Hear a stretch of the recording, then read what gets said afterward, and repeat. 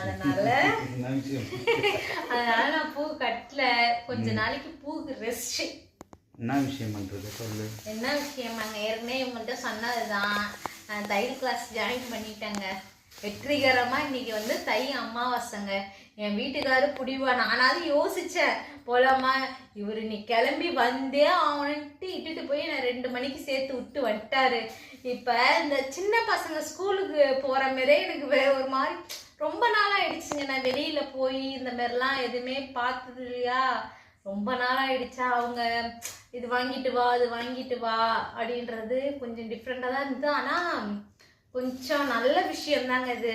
நல்ல விஷயம், நல்ல விஷயம். அங்க போய் உட்கார்ந்ததுக்கு அப்புறம் தான் எனக்கு தெரியுது.